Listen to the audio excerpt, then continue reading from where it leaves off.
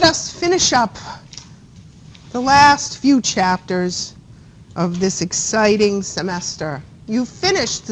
The worst of it is over. This one's not so bad. It can be a little confusing, but what's going to help you with this one? Studying, yes. But again, you can rely on that very vital tool that hopefully you relied on a little bit for the nervous system. Interactive physiology. Yes? Everybody know what I'm talking about? If you don't know what I'm talking about, maybe that's why you don't like the number on that paper. Go use it. It's an awesome study tool. For this chapter, even more awesome. Sliding filament theory. I'm going to go through that in class. You're going to walk out and go, blah, blah, blah, blah, blah, blah, blah, blah, and then you're going to go look at this again. And then it's going to make sense. All right? I'm warning you. You're going to be doing this by the end of class. That's okay. After class, go use this. Interactive physiology. Everybody knows what I'm talking about? Go use it. Because it's going to help make everything make sense. Fall into place. Exactly. It's going to cement, it's going to put pavement on the road for you. And you know what I'm talking about, right? Some of you don't. So, types of muscle tissue. What is muscle? We talked about it when we talked tissues. What's it for?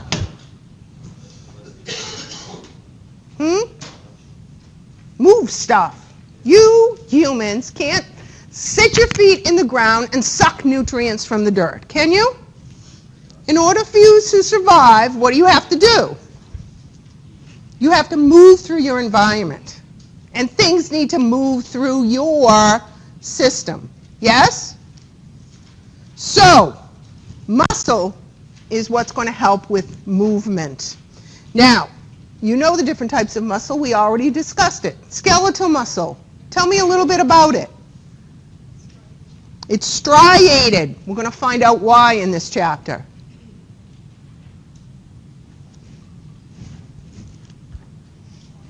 Voluntary, right. And, yeah, looks like straws in a box. Remember we talked about the nerve? Well, it's also, yeah. Same thing. Exactly the same thing, except mesium at the end instead of neurium at the end. So if you know that, you know this. Same setup. So this is a skeletal muscle, and it's the same setup. Each muscle cell, and what's a little confusing when you read the book is sometimes they refer to muscle cells as muscle fibers. When we talk about skeletal muscle, if you would go pull out a muscle cell, one single cell, it kind of looks like a fiber. It's very, very long. Skeletal muscle cells are so big, they are multinucleated. Okay, and we saw that. So a muscle fiber is also a single muscle cell. Inside the muscle cell, there are fibers. We call them myofibrils. So that's where the terminology can get a little bit confusing. But the setup is the same. So skeletal muscle, striated, voluntary, moves what? Skeletal muscle. Moves your skeleton. Cardiac muscle, striated, branching, involuntary, moves your heart. And then we have smooth muscle, visceral stuff. Remember all the tubes you got in your body? Cardiovascular system, digestive system, respiratory system. There's a whole bunch of tubes. And those tubes need to push things through them. So that's where we talk about smooth muscle, not striated, usually single nucleated, kind of looks like worms in a bucket. Yes? Remember all that from tissues? Good. Special characteristics of muscles. They are excitable, which means I can stimulate them and they can change. Change how? Shorter. So they contract. So they're very responsive to stimuli. Excitable responsiveness. Contractibility. There you go. Extensibility. When I do this, two things happen. What has to happen for me to do this? Contract, shorten, pull. What has to happen? It has to get long, stretch for movement. So we're going to see coupled groups of muscle movements to allow for any given movement. This. Yes? Shorten, lengthen. So we're going to talk about that in these chapters as well. And then elasticity. Because I have to constantly stretch and relax and shorten, I have to have a lot of elastic fibers associated with the tissue, so I can bounce back to my normal size after movement. So what's muscle for? Produce movement. Maintain posture and body position. Even when you're not jogging down the street, you know, after we discuss the nervous system, that you have stimuli going to different muscle groups that are helping to keep your position, your posture, your head up straight. So it helps to maintain posture and body position. Stabilizes joints. Me just standing here, I'm putting quite a bit of weight, 3 more pounds after Thanksgiving, on my knees, right? So in order to not have me fall down, again, the joints have to be stabilized by different muscle groups contracting and relaxing around that joint to hold me up. Another very important one, you've probably experienced this during Thanksgiving as well, is heat generation. Did you take that little nap after your way too much food? Anybody? Come on, admit it. The coma set in, take a little nappy. You wake up, and you're like, Jesus, freezing in this house. And everybody else who didn't fall to the food coma, who may be doing the dishes, they're like, no, it's not. It's hot in here. Yes? Why were you cold, oh napper person? Yeah, no, not much. You know, you have your diaphragm in your heart giving off some heat, but you weren't generating as much heat as the dish doers because you were relaxing and taking your nappy. Yes? Heat generation, very important. So when we talk about muscle contraction and muscle physiology, giving off heat is a very important part. And then additional functions of muscle. Constrict, dilate, open, regulate those tubes. We're going to talk about it a lot when we talk about the cardiovascular system and the respiratory system. Tubes need to open up or constrict depending on what's going on. If you, after your nappy, were cold, what might happen with the muscular system to help you warm up? You might shiver. What's going to happen for you to hold on to whatever little heat you have? To your blood vessels at the surface. They're going to constrict. Now, you go help the dish doers generate some heat. What might happen to those same blood vessels? They're going to dilate, come closer to the surface to give off that extra heat that you've now produced through muscle contraction. So, it's going to help regulate temperature, believe it or not, by its actions on some of the tubes that we're going to discuss in other systems. All right, gross anatomy of skeletal muscle. Boom, there it is. Do I need to go through it? Same thing as we saw in the nerve. We're going to see it in the muscle. So when you buy a piece of steak, what is a piece of steak? Not to gross you out or anything, but yeah, that's what it is. And if you have a really good steak, sometimes you can even see these. Yeah? Yeah? So, muscle. Groups of muscle fibers. They're going to be organized very similar to what we saw in the nerve. So perimysium is what? Perimysium. around the muscle. Epimysium around the whole kahuna. Extension of the epimysium is going to attach that muscle to a bone somewhere. What's that? That's a tendon. So it's the extension of the epimysium that forms a tendon. Muscle to bone. What's the other kind of connective tissue associated with bones? Ligaments. They're different though. What are they? Extensions of the around the bone. Dust it off. I'll give you a hint. It starts with peri. Periosteum, yes? Extension is a bone-to-bone ligament, yes? See the difference? I didn't even have coffee today. Oh, I know. And I'm sick, too. I have a temperature of 101.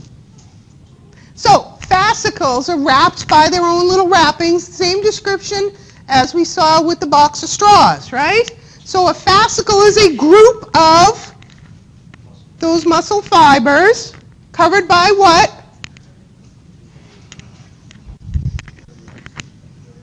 Perimysium. I don't know why they didn't put it over. Fascicle perimysium. That's covering there. Then we have each of the cells. Remember, just like neurons had their own special coverings, each cell has their own special covering. So, endomysium, between individual muscle fibers, cells.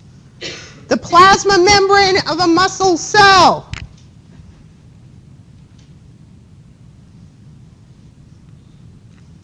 We're going to talk about that in a minute. So we see them all up here. Same thing we learned. We learned it all already. You learned it all already. Now you just have to pull the end off and add a mysium to it. Yes? What else do we see running through muscle? Yeah, veins and arteries, just like we saw in a nerve. We're also going to see, and if you get a really good steak, you see this. I know, people getting grossed out by the whole... Yeah, what's the fat for? It's called marbling in a good steak, right? Nice ribeye, woo! All that little white stuff is fat. And what's it for? Energy.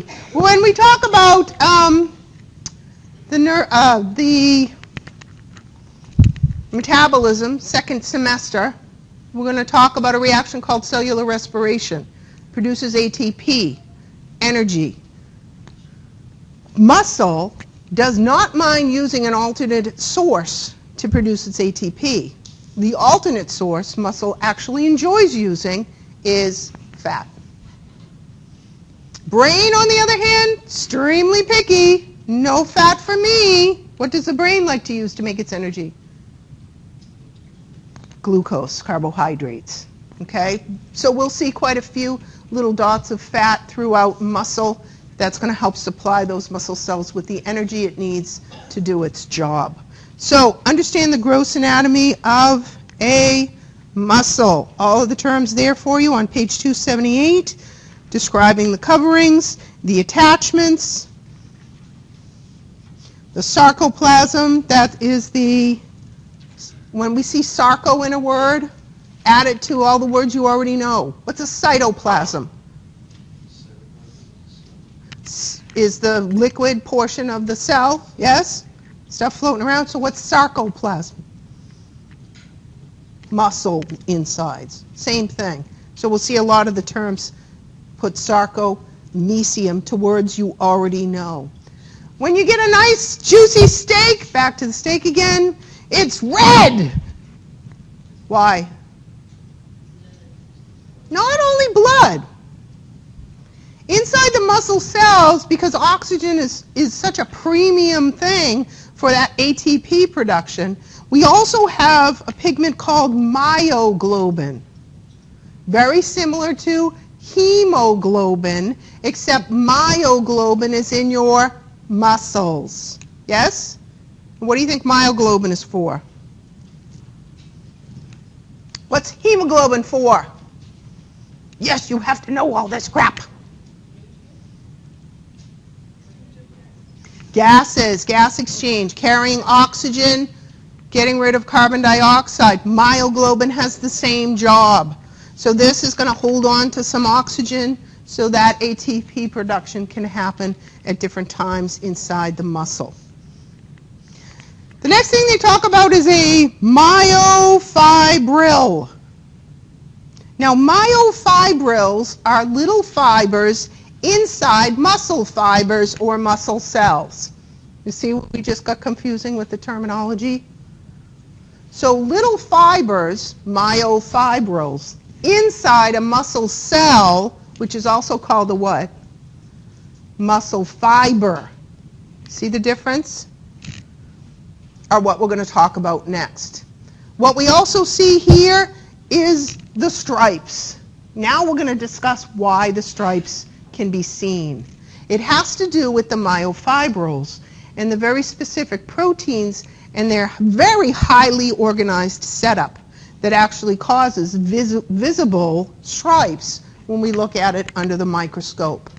So there's dark bands and light bands that form that stripe, and we're going to talk about how they form. So we're going to have a peek at the myofibril, the little fibers inside muscles. This is the business end of what we just talked about muscles doing for a living. Contracting, stretching, moving. This is the business end. And the myofibril consists of a very highly organized group of proteins. We have proteins called myosin. We have proteins called actin. We also have little bungee cord proteins that hold these little units together called titin. Another protein we're going to see is something that holds big bundles of myosin together. We'll call it M proteins. And these proteins, highly organized, create those myofibrils.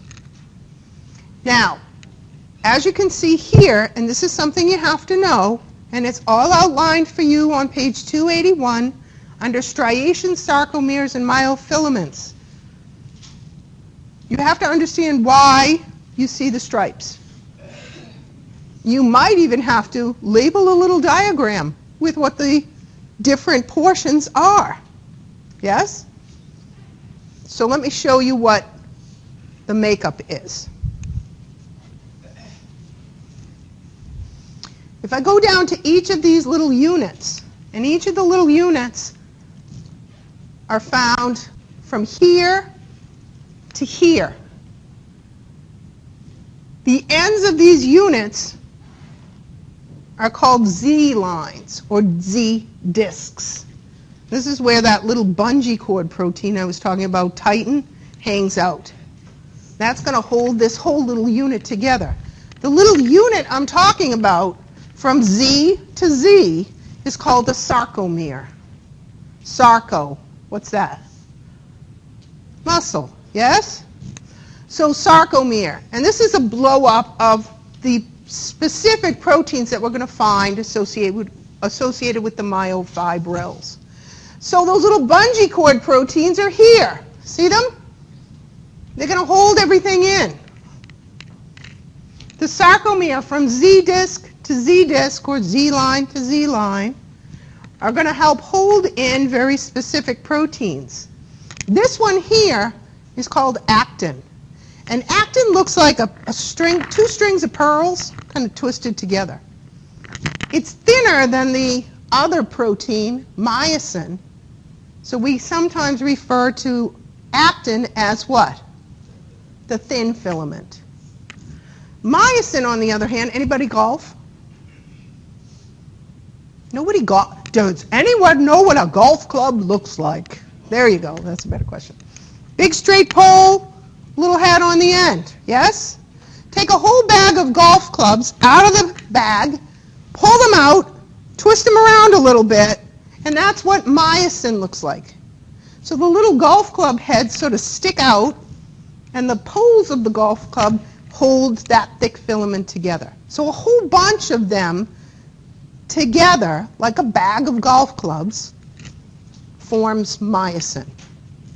2 bags of golf clubs take them out of the bag, stick them together at the handles with an M protein, and that's what the thick filament is. Held together by some M proteins forms the M line.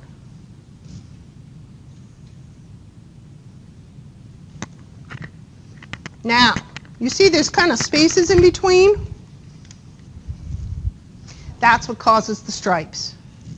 So when I look at, under the microscope, a muscle cell that is at rest, I am going to see a space here where it's only thick filaments, see that? Called the H zone.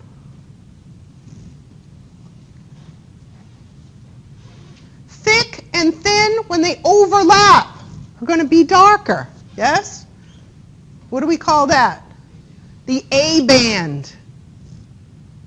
So the H zone in a relaxed muscle cell is running right down the middle of the A band.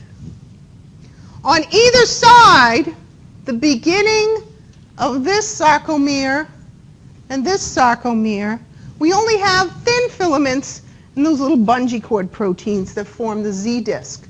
That is a lighter stripe. What's it called? The I band. So I is just thin. A is thick and thin. H runs right through the center of A, and Z is going to border each sarcomere. Yes? We good? You need to know that.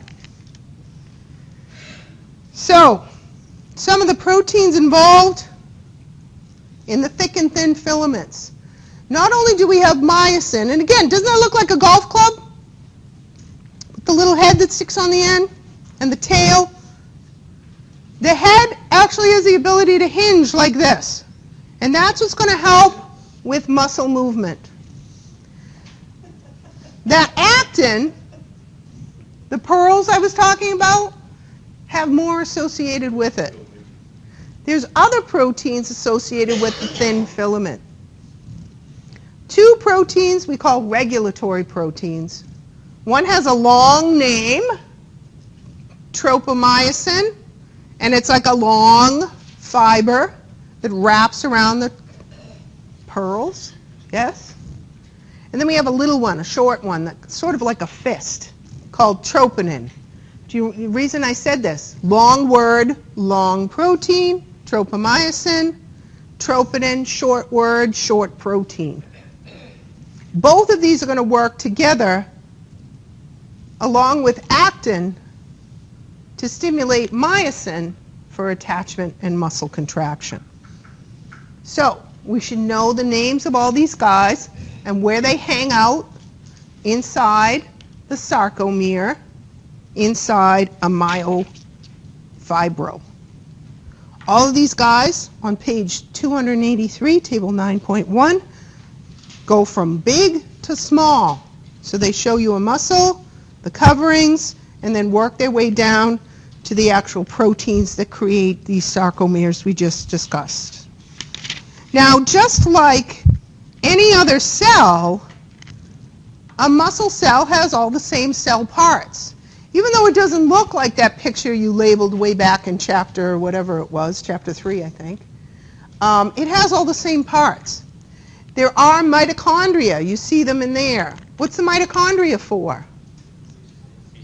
Powerhouse of the cell. Do we need any energy for what's going to go on in here? Yes, we do. So we see them there. We also see the canals that we would find in any other cell. Those canals are called endoplasmic reticulum, right? What do we call them in muscle cells? Sarcoplasmic reticulum. Same thing. We're just talking about a muscle cell. And that series of tubes are going to play a big role in helping with the physiology of a muscle contraction. They wrap themselves around each of the little myofibrils, which are composed of all of those proteins we just discussed. And then they have these little, I kind of call them the water slides inside muscle cells. because things shoot down these little T-tubules and help stimulate what's going to go on in the Sarcoplasmic Reticulum. So it's kind of like a water slide that we find inside muscle cells. They come together to form what we call a triad, and a certain portion of the endoplasmic reticulum, called the terminal cisternae, is going to play a big role in helping with the chemistry of a muscle contraction. You with me? You're starting to go, right? No? You're still good? That's good.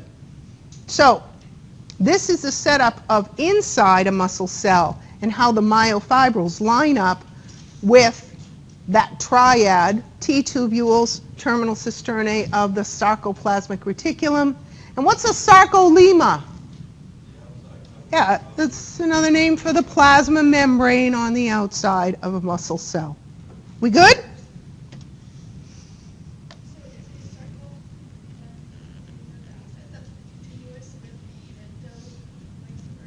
Separate. So it's the sarcolemma is the plasma membrane. There's sort of a connective tissue type material that separates each cell. Kind of like the Schwann cell is a separate cell. Think of it that way. So what happens during muscle contraction? This is called the sliding filament theory. So basically in this is the simple part. She just went, oh God, because yes, there's many steps for you to remember. The sliding filament theory is what happens chemically for a muscle to shorten. Okay? So there's a series of steps that you have to learn. So when I look at a muscle relaxed, and this is what a lot of you saw when you looked at your muscle cells, skeletal muscle cells are the best to look at to see the stripes. This is what you saw. That's why we see stripes in a relaxed sarcomere.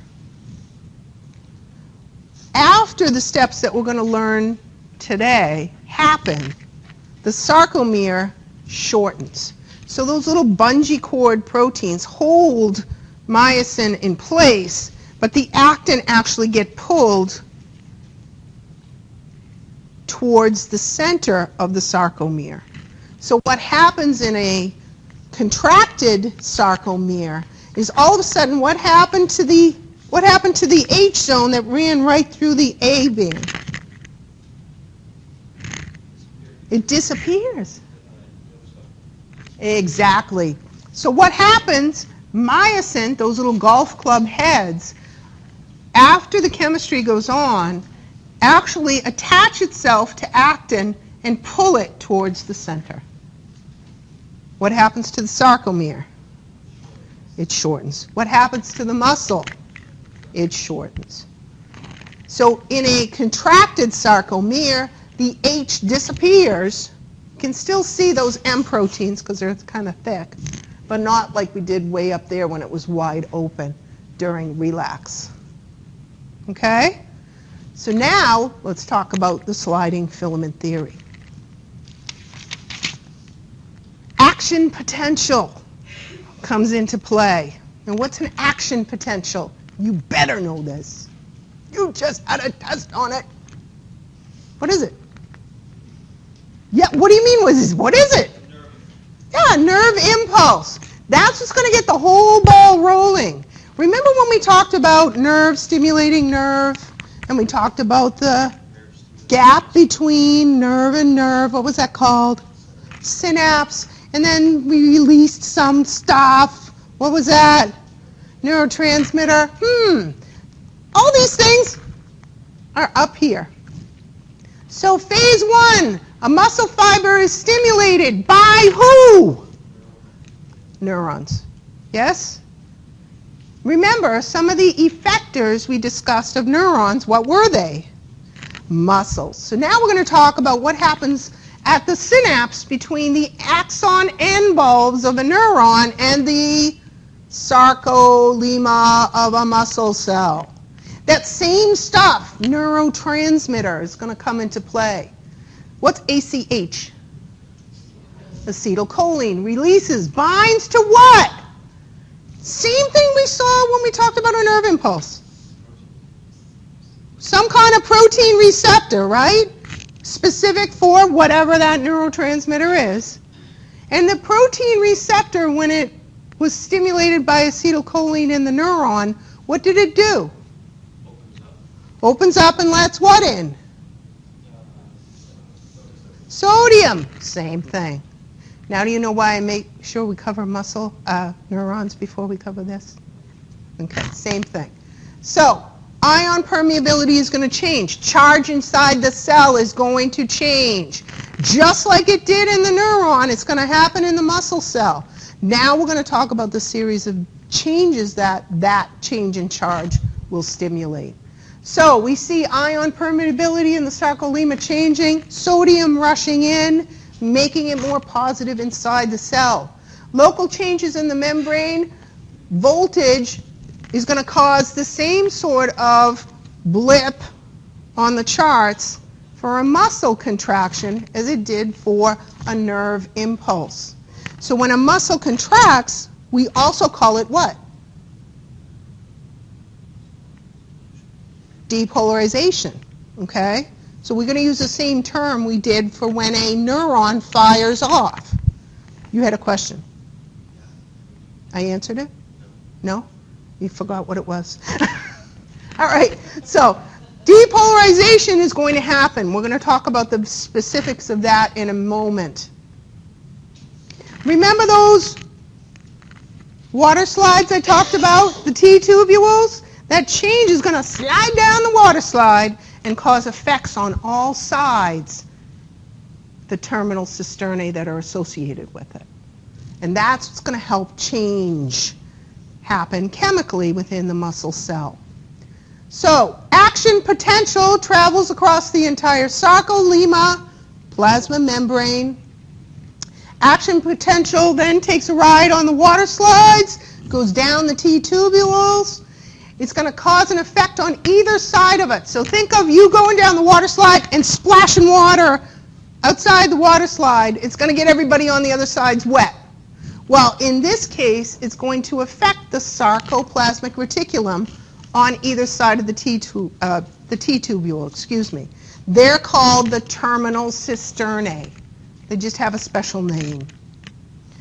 Then, because of the change, that chemical change, we're going to see something happening down in the my brain just went dead.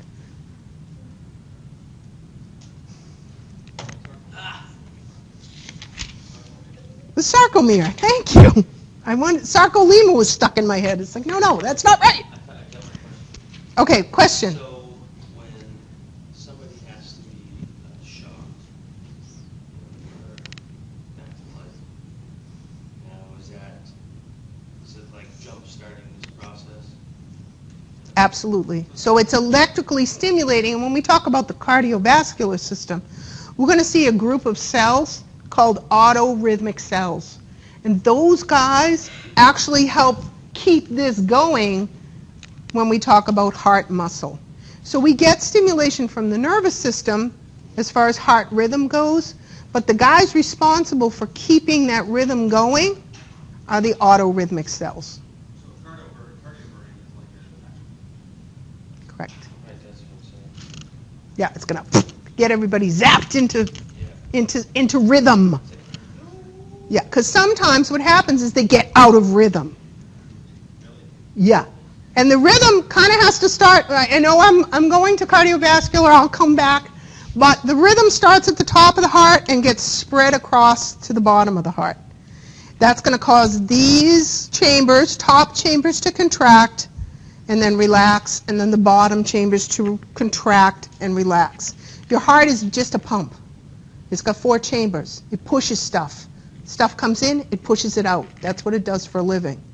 What happens sometimes is those guys get out of rhythm, and the chambers don't contract to the way they should, and that's an issue. Do you ever change the fish tank pump and pull it out and keep it plugged in, and there was no water running through it? Have you ever done that? I did that. And it dies. And you have to go to the fish store and buy a new one. because it needs to constantly be pumping something, or else it's going to mess it up. So just back now to the muscles. So the same thing we're going to talk about here, we'll talk about when we do cardiovascular system, just a little bit differently. So here's a picture of what goes on in the diagram I just described. This is on page 287 in your textbook. Should you know this? Yes. So action potential, what is this? You've seen this before, yes? What is this? This is an axon end bulb. See that calcium is going to help push out the little packages of what? Acetylcholine neurotransmitter at the end of a nerve impulse. Well, we're picking it up here. Now our target is muscle. So acetylcholine, the little green balls, will release, go from high concentration to low concentration. You know this. Come in contact with receptors specific for it on, what's this thing?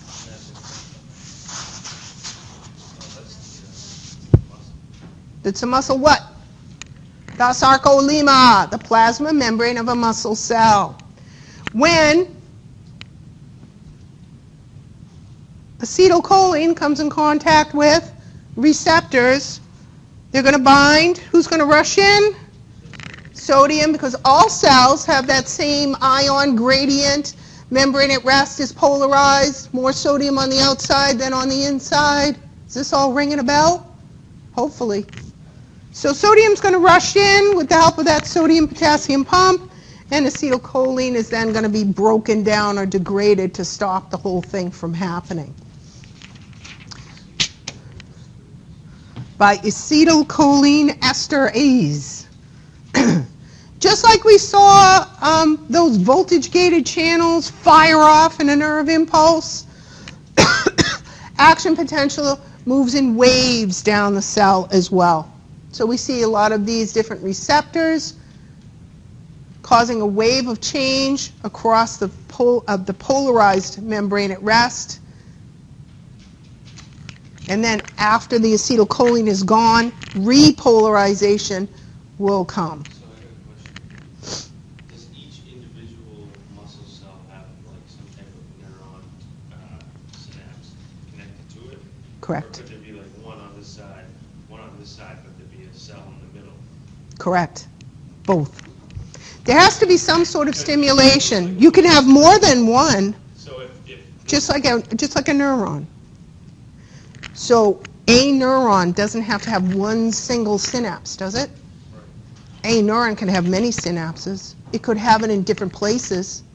Same thing with muscle cells. So a neuron might excite several different muscle fibers, but because muscle fibers are so long, they might have more than one place where they become excited. What I'm asking you is those muscle fibers, the one that's not touched by the neuron, those muscle fibers cause that one to have the action potential as well? No. Nope. I don't know if I'm getting what I'm asking. No, I know what you're asking. A muscle fiber, muscle cell, has to have some sort of stimulation by neurotransmitter.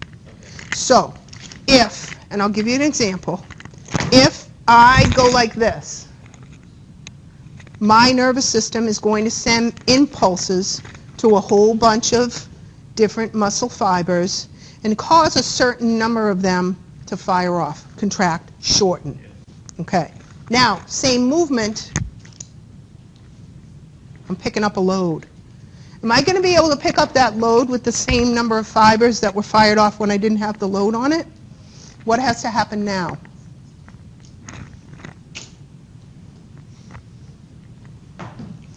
More muscle fibers have to fire off inside that same muscle group. So if I have one this big, for me to do this, I might get some impulse here. It shortens a little bit. I do the movement. I'm good.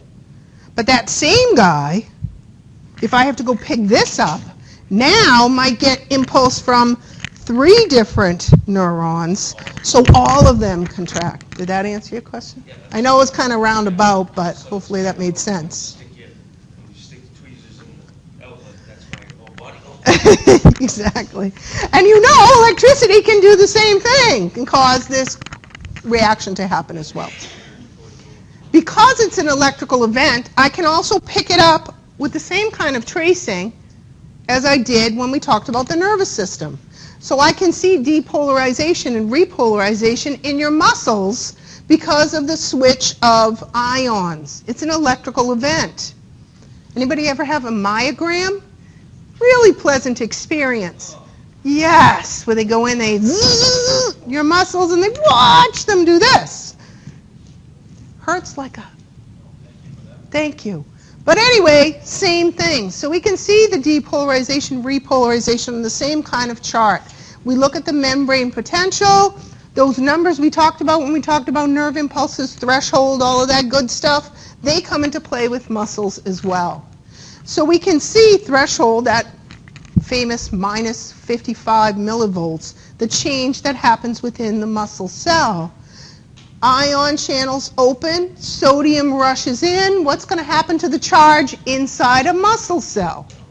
During a stimulation, we're going to see depolarization. We'll see that charge go up towards the positive. And then once those sodium-potassium channels close up and get back to work, just like they did in the nerve impulse, they're going to do it in a muscle repolarization chart as well. We also see hyperpolarization, just like we did in a nerve impulse in muscle cells. So you know this, right? Exact same thing. So let's talk about what goes on to make those filaments shorter. Says what, hon?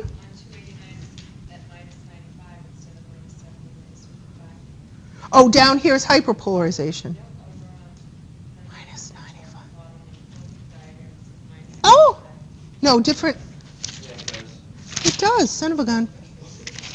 Whatever you get the point. Yeah, it's different for different cells too. You have this? Yeah. So it's an error. It must be an error in figure 9.10. Is that what you're referring to? On page 289? Yeah, it looks like something. Yeah, but I'm not going to hold you to those numbers.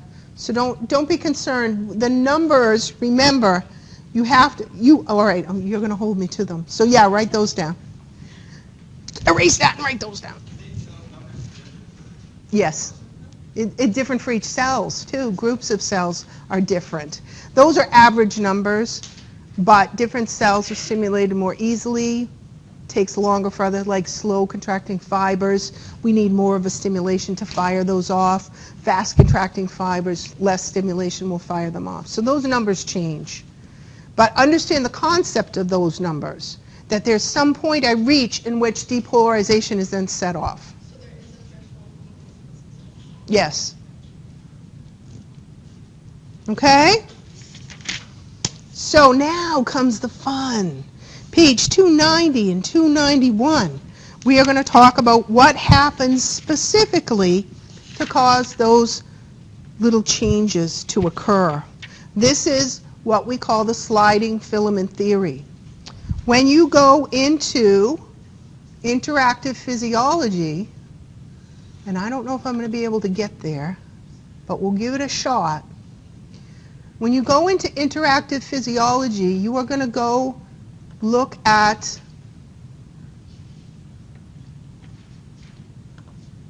I'm going to show you exactly where it is. It's in Mastering A&P.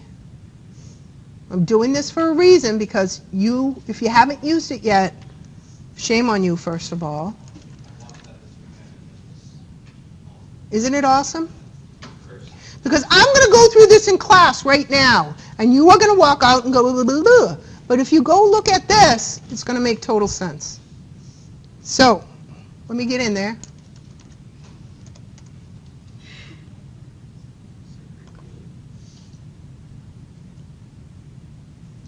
And what's going to happen when you look at, am I in the text? No, that's, I'm in the lab. Gotta go change the text. You have to do this too, right? Is that it?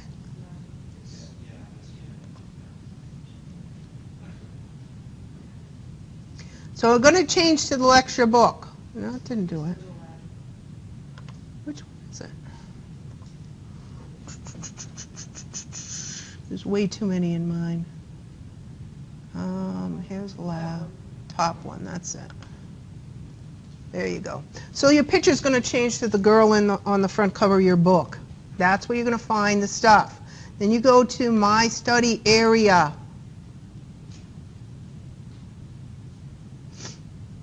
And then over here in the corner, where is it? What? Oh, there it is. God, I'm blind. Interactive Physiology. You see it? It's over on the left. You'll have to search for it like I did. Interactive Physiology. Which one do you want? Chapter 9. There's a whole bunch here. So it's going to talk about the anatomy. It's going to talk about the neuromuscular junction. What is the neuromuscular junction? Exactly. That picture we just looked at in that diagram, that's the space between the neuron and the muscle.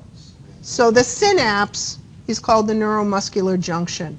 This is what you want to go look at. This is what we're going to talk about now. Now in this,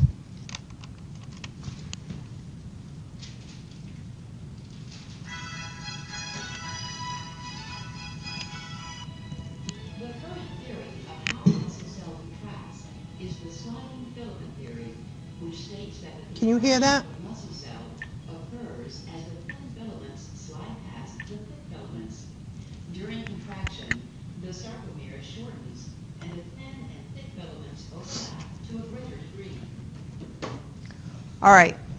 Step by step, page by page, it's going to tell you exactly what I'm going to tell you now. It's going to break it down, each chemical reaction. And at the end, it's going to review all the chemical reactions. At the end of that, it's going to give you a quiz. You'd be crazy not to plug in, okay? Because what I'm going to tell you now is in the book, it's in writing, it's under the focus. So, let me go through it, then we'll look at this, then you're going to go reinforce the information on your own. Yes? Okay. So action potential takes place. Nerve impulse. We have all the same stuff we learned about in the nervous system. At the neuromuscular junction, the synapse, the space between the axon and the muscle cell, acetylcholine is released. It comes in contact with the receptors on the sarcoplasm. Yes? Let me go back to my...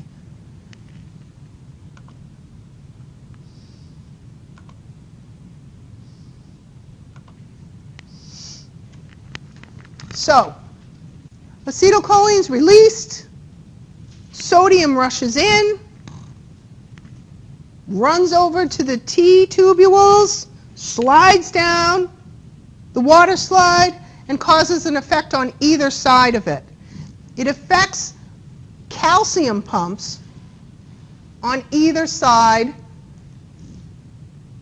terminal cisternae. The change in charge from these guys sliding down the water slide is going to paralyze the little calcium pumps that normally would do the same thing the sodium pump did on the plasma membrane. Pumps calcium against its concentration gradient into the terminal cisternae. So if I look at a muscle at rest, the calcium levels are much, much higher inside these little sacs before the stimulation begins. So the water splashing over the side of the slide is going to paralyze the calcium pumps. The calcium pumps are then going to let out calcium. Calcium is going to go from a high concentration to a low concentration. So it's going to flood the inner portion of the surrounding parts with calcium and come in contact with those myofibrils. Now remember the regulatory proteins I talked about, troponin and tropomyosin, excuse me, that were hanging out on actin? Well, tropomyosin, the big long one, actually has a function in the resting muscle cell. See these little black dots on the actin molecules? They're binding sites. They're binding sites for myosin. If they weren't covered up, myosin would grab onto them. They're highly attractive. But in a resting muscle cell, tropomyosin keeps them covered. Troponin, the little protein, is kind of like a hand that holds on to tropomyosin. When calcium floods in and comes in contact with that little troponin protein, chemical reactions cause changes in shape. Calcium binds to troponin, it's going to cause it to move, change in shape. When it moves, it's going to pull on tropomyosin. That's going to expose the binding sites on the actin molecule for those myosin heads. And what's going to happen? Just like two magnets, when they get close enough, two opposite magnets, when they get close enough, what's going to happen to them? They're going to stick to each other. They're going to be attracted to each other. When troponin pulls away tropomyosin, those heads are going to be exposed to that binding site, and they are going to reach up and grab on. They have some leftover energy from the last time they did this, and they're going to actually move towards the center of the sarcomere. So myosin heads are going to go through what we call a power stroke, a change in configuration. They're going to pull on the actin beads, and they're going to pull them towards the center of the sarcomere. Do you see how now it's going to shorten? So what causes this to stop? We're going to need energy for it to stop. Because once this happens, and this is called the power stroke, myosin's going to be stuck there. It's not going to let go. The only way it's going to let go is if I can cause it to change shape somehow. ATP, there's a binding site on the back end of that little myosin head.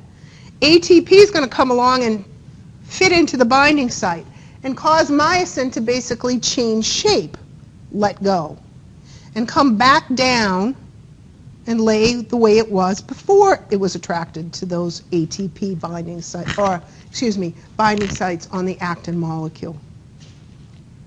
As it goes down, lays back down, it's going to break apart ATP into ADP and phosphate and release that energy.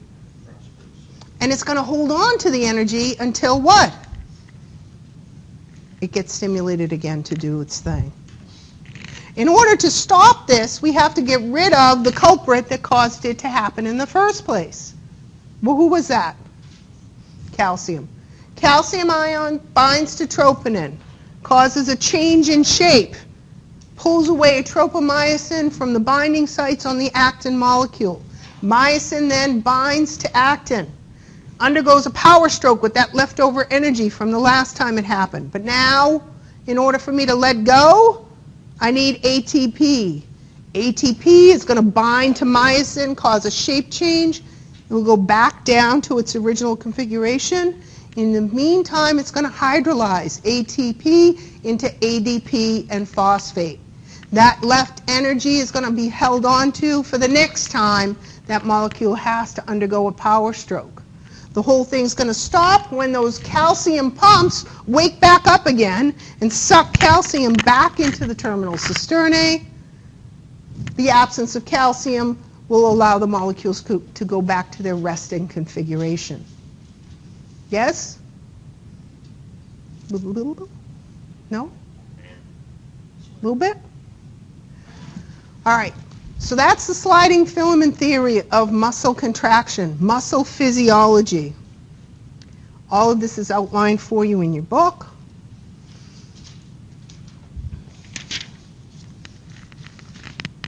You want to go through the, let me see, what do I got for time? Let's go through.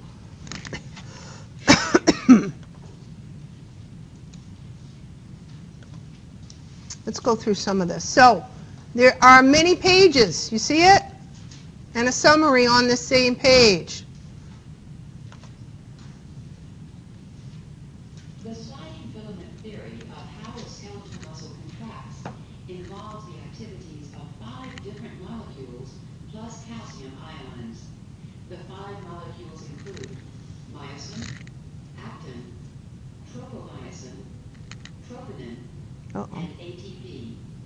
In addition to these 5 molecules, calcium ions are also involved in the process of muscle contraction. To go to the next page, push next. I don't know why tropomyosin didn't come up. Now we'll explore how each of these molecules participates in the contraction of a sarcomere. Click a thick filament to examine its structure. Well, my thing isn't working. Anyway,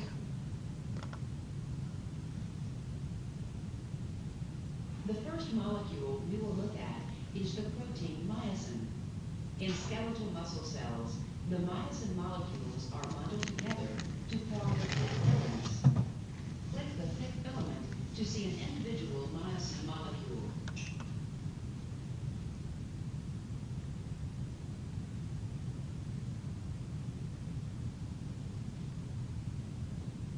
The shape of an individual myosin molecule is similar to a golf club with 2 heads. Myosin has several important functional features. The head, or cross bridge, has the ability to move back and forth. The flexing movement of the myosin head provides the power stroke for muscle contraction. Click the head of the myosin molecule to see it move. did you hear that?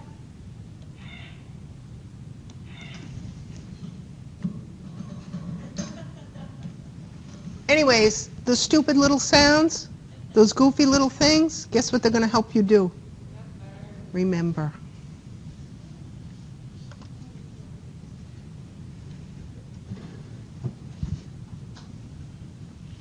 Oh, God, I hate my computer. Come on.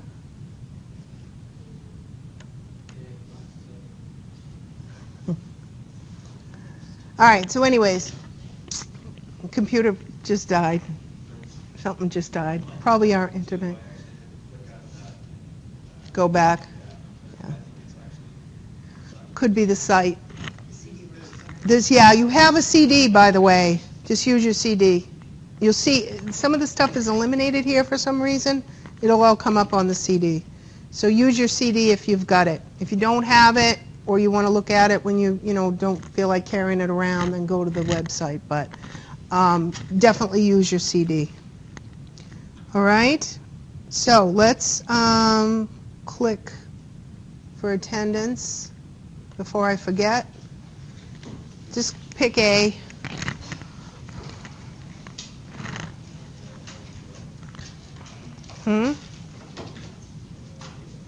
He got bored. Huh? Did anybody lose their clicker, by the way? No? It's probably a Monday person. So while you're clicking, we're going to finish up contractions, talk about loads, talk about ATP production. We'll do all of that on Thursday. We'll also cover Chapter 10 on Thursday. The entire chapter, the whole thing. No, we have to do Chapter 5. Yeah, next Thursday, yeah. So we are going to finish Chapter 9, finish Chapter 10, because basically Chapter 10 is just the first 3 pages. The rest of the chapter talks about individual muscles. How you doing? You don't have it? Too bad. Yep. Send me an email. Chapter 10 is mostly describing each of those muscle groups, their actions, their insertions. We'll talk about that stuff. I'm not going to make you memorize that. I want you to know muscle physiology, and I do want you to understand some of the terms from Chapter 10. It'll take us pretty much 5 minutes to cover those terms.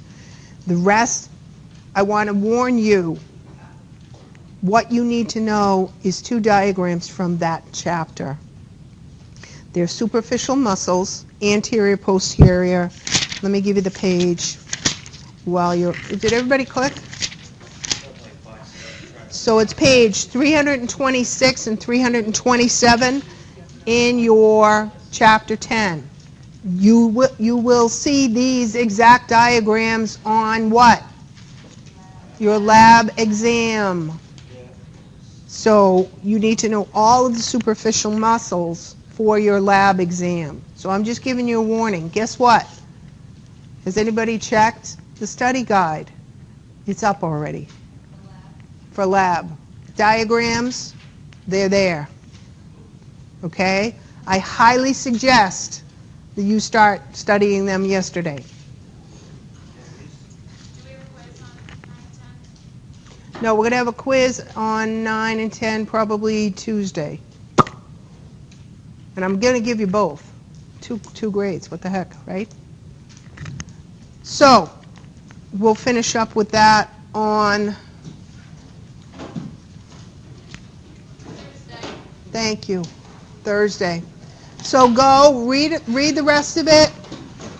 We'll also, if we have time, we'll also go and start chapter 5, which is last. I don't know if we're going to have time, but we will start if we can.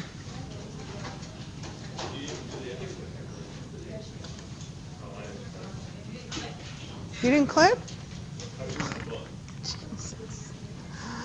Oh, no, I don't have it. It's too late. Well, here, let's click for you. Go ahead. You didn't click. There you go.